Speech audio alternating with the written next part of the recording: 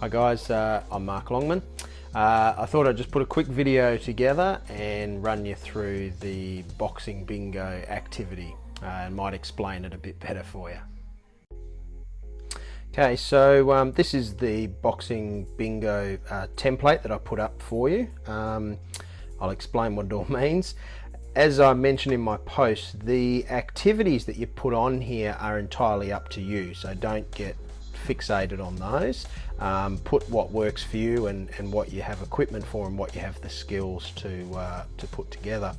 My recommendation would be don't put anything in that's timed. I learned that the hard way from a class. You know, things like 2 minutes of skipping or some of that. Because the activities are done in a random order, it's a bit hard to administer as the trainer.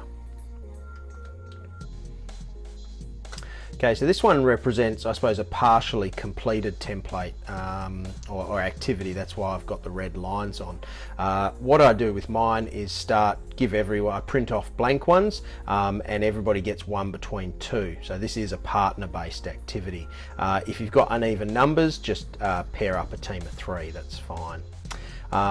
What happens is your clients can complete any activity that they want in any order they want, but they have to get work through a row or a line. So that's what my red lines demonstrate. So for instance, these guys have worked through from the top down to the bottom.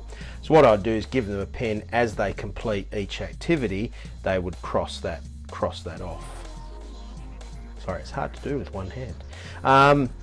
And so on down the page. Once they've completed all five, then they yell out bingo, and you stop the class for 2 seconds, or for a bit. They can stop and have a drink. You mark off this line on your master template, like on a whiteboard at the front of the class, and everyone else can keep working, but they can no longer get this line. So they have to work on either one of these lines down here, or maybe they can work horizontally. So these activities can still be used by another team, say for instance across here. So that means just because this team has got this line, it doesn't mean that activity is out. So if another team is trying to get this line here, they still need to complete this activity. Someone else asked, how do the four corners work? I just throw that in as another activity. Because this is a 5 by 5 square, the four corners means they only have to do those four activities to be able to yell out bingo.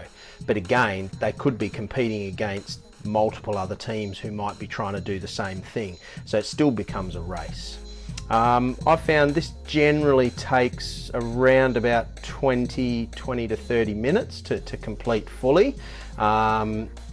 Because if this team that's done the bingo, they'll have a 2-minute rest and then they start again and we'll work on another line. You can be nasty. I've done one and thrown in here in the middle. I've made that 50 burpees one time, because obviously there's so many different rows that have to come through that. And in my program using this, I go until every single row and every line is completed for the night. If you find you finish early, I said there's nothing stopping you then dictating that everyone have a bit of a rest, and then everyone is going to complete row A down here. So it's quite a versatile activity. I hope that explains it a bit better and has cleared it up for you, and have fun with it. As I said, put in some activities and exercises that you want to do, and yeah, enjoy.